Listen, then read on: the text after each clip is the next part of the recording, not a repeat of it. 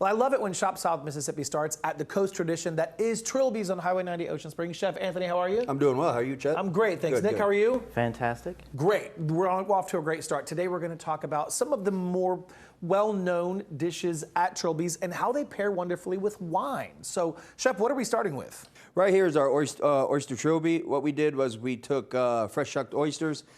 Our Trilby topping is very popular. We have the trout Trilby. So, you know, what better way to, make a great appetizer than to add it to our oysters. And I really don't know that you can call yourself a Coast tradition if you don't have some kind of oysters on your menu. Some top oysters, yeah. Right? You're And right. what is it covered with? Our Trilby topping, it is Mornay. It has crab meat, red peppers, some leeks, a little bit of white wine. So it's very tasty. And rich, but tasty. Rich. I do love a rich oyster. Yes. I love it. So, Nick, kind of tell us what we're looking at with the wine pairing. So we chose our Mezzoginto, which is a Vermentino, similar to a Sauvignon Blanc. It just pairs really well with it because it has that light, crisp acidity to it. So when you take a bite and you take a drink, it just flavors with it.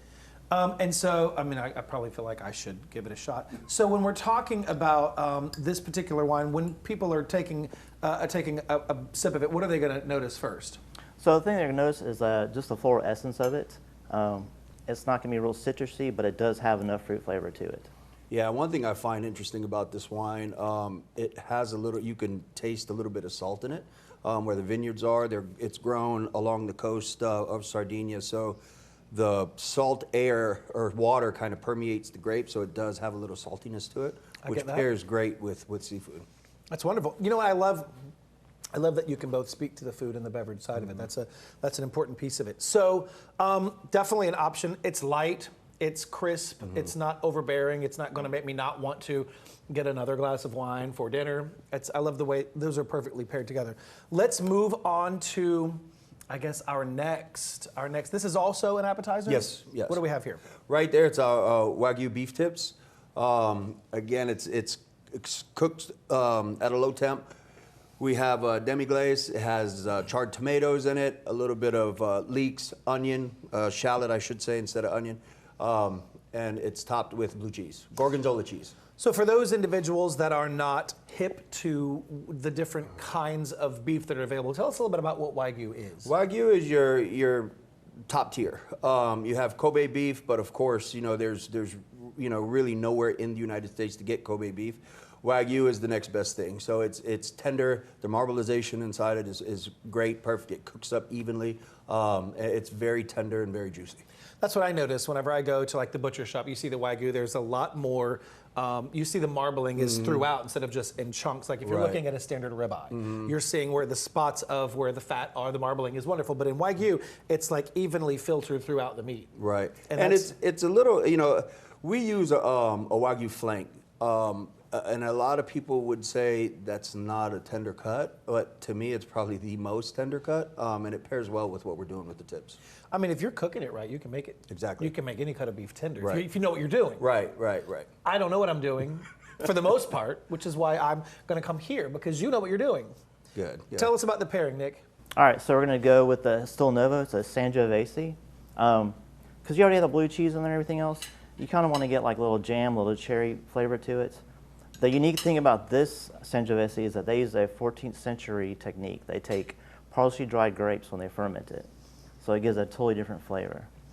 So you kind of get like the berry flavor, but then when you take a bite of the beef tips, you're going to have the blue cheese kind of blended in with it.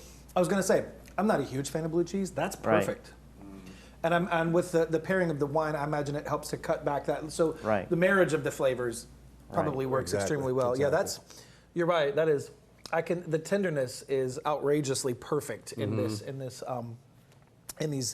beef tips. So is this a very popular item that people are? It is. We ran it as a special, and it took off. We sold out. So we ran it again the following weekend as a special. It sold out again. So I mean, we didn't run it for a few weeks, and Nick got a bunch of questions about when is it coming back? Is it coming back? Is it going to be on the menu? So we took that and just added it to the menu, and it's been very popular since. I mean, you got folks coming in asking for a specific menu item. It's time to make sure that menu. Right. Yeah. Because I can understand having not had that before. I've had a lot of food here at Trilby's. I've not had that, and that is, Listen, don't be scared by the blue cheese. If you're not a fan of blue cheese, I don't like it regular. I don't like it just plain by itself. I like it to be with flavors that are dominant. So it just becomes like a side Right, note. and the cheese that was chosen, the gorgonzola, it's a little bit more creamy, so it just adds that layer of texture to it. Sure. All right. So, and now we're going for the coup de grace, right? The only entree that we're going to talk about here in this episode specifically is the shank. Yep, the pork sous vide shank. pork shank. So, first of all, tell us about the sous vide process for folks that don't know what that The is. sous vide process, it's cooked in water. We put it in a bag, we seal it, we drop it in 140-degree water, and it cooks for about 12 hours. Once that's done, we pull it out, we cool them down, and then to reheat them, we take the bag, we drop them back in hot water. It sits for 5-10 minutes, pull it out, and when you bite into that, Chet, you're going to understand the how do you say, the love of sous vide product. I feel like that's what you're telling me I need to do next. I'm Yes. going to get to it. What's underneath? The risotto, it's a sweet pea and mushroom risotto. Again, you know, here we like our risotto nice and creamy, kind of like a smooth blend. It marries well with the pork, and then we have the natural au jus from the pork that's in there as the sauce. And so for the pairing, We're going to stick with the gonna same one, yeah. and how does it, so we're going from an oyster to the pork shank. So how does this wine specifically marry well with a completely different kind of meal? So it is a Sangiovese. So you have the pork shank, which is a light demi. When you add the jams and the flavors of this wine, because it's a medium body, it just pairs well with it.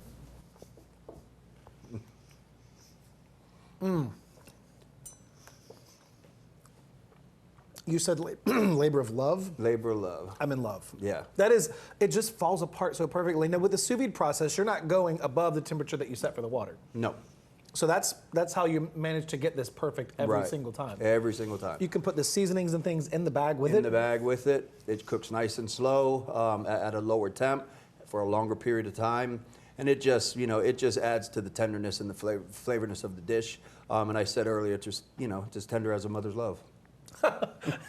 See, there you go. You're not only going to get wonderful food, you're going to get great words of wisdom here at Trilby's. This Yep. is delicious. All of these items, all of these food items, you can take a look here. They're amazing. I'm not a fan of the blue cheese, the gorgonzola, what's on the steak tips, but this is all exquisite. It's paired well with the wine. The flavors are really complementary of each other.